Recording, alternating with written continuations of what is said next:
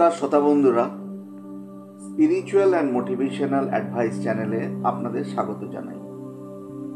আজ আমি আপনাদের শোনাবো জাতকের গল্প।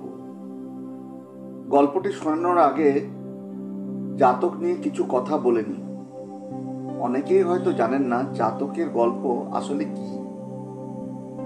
জাতক শব্দের অর্থ জন্মগ্রহণকারী। গৌতম বুদ্ধের পূর্বজন্মের বিভিন্ন কাহিনী রচিত গল্প সংকলন হচ্ছে জাতক। শোনা যায় বুদ্ধদেব নিজেই জাতকের কাহিনীগুলি শুনিয়েছিলেন। বুদ্ধদেবের পূর্বজন্মের নানা কাহিনী নিয়ে সৃষ্টি হয়েছে জাতকের 547টি গল্প। বাংলা ভাষায় জাতকের কাহিনীগুলি অনুবাদ করেন ঈশানচন্দ্র ঘোষ। কবি শেখর কালিদাস রায় পরবর্তীকালে ছোটদের জন্য জাতকের গল্পগুলি লেখেন। আমি তার লেখা থেকেই আপনাদেরকে গল্পগুলি শোনাবো। আজকের জাতকের গল্পের নাম মনোজ। পূর্বকালে বোধিসত্ত্ব একবার সিংহরূপে জন্মগ্রহণ করেন। তাহার এক পুত্র ও কন্যা ছিল। পুত্রটির নাম মনোজ। মনোজ বড়ই পিতৃভক্ত ছিল। সে বন্য মহিষাদি বধ করিয়া পরিবার প্রতিপালন করিত। এই পরিবারের কোনো দুঃখ কষ্ট ছিল না। অধিকাংশ ক্ষেত্রেই দেখা যায় অশান্তি, অস্বস্তি বা বিপদ বাহির হইতেই আসে। মনোজ একদিন শিকারে বাহির হইয়া দেখিল একটি শৃগাল তাহার পথের পাশে দাঁড়াইয়া তাহাকে প্রণাম জানাইতেছে। মনোজ বলিল, বৎস, তুমি কি চাও? শৃগাল বলিল, ধর্মাবতার, আমি আপনার সেবা করিতে চাই। মনোজ বলিল, বেশ, আজ হতে তুমি আমার পার্শ্বচর হলে। মনোজ শেয়ালকে সঙ্গে করিয়া বাস গুহায় আসিলে বোধিসত্ত্ব জিজ্ঞেস করিলেন, সঙ্গে ও কে বাবা? মনোজ বলিল, ও একটি শৃগাল, আমি ওকে ভিত্ত করে এনেছি। বোধিসত্ত্ব বলিলেন, ভালো করলে না বাবা, তোমার ভিত্তের তো কোনো প্রয়োজন নেই। একটা বাইরের জীবকে আমাদের শান্তিময় সংসারে ঠাঁই দেওয়া ভালো হলো না। মনোজ বলিল, কিছু ভয় নেই বাবা, শৃগাল একটা দুর্বল ক্ষীণজীবী প্রাণী, আমাদের কোনো ক্ষতি করতে পারবে না। বোধিসত্ত্ব বলিলেন, জীব যত ক্ষুদ্রই হোক তা থেকে অনিষ্ট খুবই হতে পারে। ক্ষুদ্র বলে উপেক্ষা করো না, ওটাকে দূর করে দাও। শৃগালের তোষামোদে মনোজ মুগ্ধ হইয়া গিয়াছিল। মনোজ এই উপদেশ শুনিল না। বোধিসত্ত্ব শুধু একটি দীর্ঘ নিঃশ্বাস ত্যাগ করিয়া নীরব হইলেন। সিংহীকে বলিলেন, প্রিয়ে, আজ থেকে আমাদের সর্বনাশের সূত্রপাত হলো। এখন হইতে মনোজ শিকারে বাহির হইলে শৃগাল সঙ্গে সঙ্গে যায়। একদিন শৃগাল বলিল, ধর্মাবতার, অশ্বের মাংস বড়ই মিষ্ট, আপনি অশ্ব শিকার করুন। মনোজ বলিল, অশ্ব কোথায় পাবো? এই বনে তো অশ্ব নেই। শৃগাল বলল, আমি আপনাকে অশ্ব দেখাতে পারি।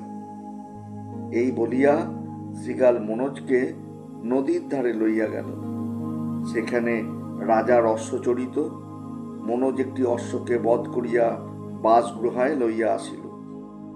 বোধিসত্ত্ব বলিলেন, বৎস, অশ্ব কোথায় পেলে? এ বনে তো অশ্ব নেই। মনোজ বলিল, রাজার অশ্ব নদীর ধারে চড়ছিল, আমি ধরে এনেছি। মহিষ মাংস খেয়ে খেয়ে অরুচি হয়ে গেছে, সেই জন্য অশ্ব মেরে আনলাম। বোধিসত্ত্ব বললেন, অমন কাজ আর করো না বাবা, অশ্ব রাজাদের বড়ই প্রিয়, তাহাদের বাহন। অশ্ব বধ করলে তারা সহজে ছাড়বেন না, তোমাকে যে কোনো উপায়েই হোক বধ করবেন। মনোজ বলল, ভাববেন না বাবা, আমার কেউ কিছু করতে পারবে না। মানুষের কাছ থেকে আমার কোনো ভয় নেই। তাছাড়া আমার ভৃত্য শৃগাল বড়ই বুদ্ধিমান ও ধূর্ত, সে সব সময় পাহারা দেয়, আমাকে সাবধান করে দেবে। সিংহ অশ্ব ধরিয়া লইয়া গিয়াছে শুনিয়া রাজা অশ্বগণকে নগরের মধ্যেই রাখিয়া দিলেন। রাত্রিকালে নগরে প্রবেশ করিয়া মনোজ অশ্ব ধরিয়া আনিতে লাগিল। তখন রাজা অশ্বশালা নির্মাণ করিয়া খুব উঁচু প্রাচীর দিয়া ঘিরিয়া একটি বাগানের মধ্যে অশ্বদের রক্ষা করিতে লাগিলেন। মনোজ সেই প্রাচীর লঙ্ঘন করিয়া অশ্ব ধরিয়া আনিতে লাগিল। প্রত্যেক বাড়ি শৃগাল পথ দেখাইয়া লইয়া যাইত। রাজা তখন বিরক্ত হইয়া অশ্ব রক্ষার জন্য একজন ধনুর্ধর নিয়োগ করলেন। ধনুর্ধর একটি আম্রবৃক্ষে বসিয়া থাকিল। মনোজ যেমনই একটি অশ্ব লইয়া প্রাচীর পার হইতে যাইবে, অমনি ধনুর্ধর তাহাকে অব্যর্থ সন্ধানে বিদ্ধ করল। তাহার স্বর ছিল বিষাক্ত। মনোজ বিদ্ধ স্বর লইয়া ছুটিয়া আসিয়া বাসগুহায় পিতার নিকট উপস্থিত হইল। মনোজ ধনুর্বাণের খোঁজ রাখিত, কিন্তু বিশেষ সন্ধান রাখিত না। ধনুর্বাণকে সে গ্রাহ্য করত না। মনোজ সমস্ত ঘটনা বিবৃত করলে বোধিসত্ত্ব বললেন, বৎস, শৃগালটা এখন কোথায়? মনোজ, সে পালিয়েছে। বোধিসত্ত্ব, নিশ্চয়ই তাই। যতক্ষণ তুমি সুস্থ সবল ছিলে ততক্ষণ সে তোমার বন্ধু ছিল, কিন্তু এখন আর সে কেউ নয়। বারবারই নিষেধ করেছিলাম, বৃদ্ধ অশক্ত হয়ে পড়েছি, নিষেধ ছাড়া আর আমি কি করতে পারি? বোধিসত্ত্ব স্বরটি মুক্ত করিলেন, কিন্তু স্বরটি বিষাক্ত ছিল। মনোজকে বাঁচাইতে পারিলেন না। সে অনুতাপ করিতে করিতে প্রাণ ত্যাগ করিল। বোধিসত্ত্ব আক্ষেপ করিয়া বলিলেন, অদমের সহিত মিত্রতার ফল এরূপই হয়। আমার এমন পিতৃভক্ত পুত্র একটা ধূর্তের প্ররোচনায় ও লোভের বশবর্তী হয়ে প্রাণ হারাল। শ্রোতা বন্ধুগণ, আজকের মতো এইটুকুই। জাতকের এই গল্প আপনাদের কেমন লাগলো আপনারা কমেন্ট বক্সে কমেন্ট করে জানাবেন। ভালো লাগলে বন্ধুদের সঙ্গে শেয়ার করবেন এবং চ্যানেলটি সাবস্ক্রাইব করে আমাদের পাশে থাকবেন। আগামী দিনে আরও অনেক গল্প নিয়ে আপনাদের সঙ্গে মিলিত হব। ভালো থাকবেন সবাই।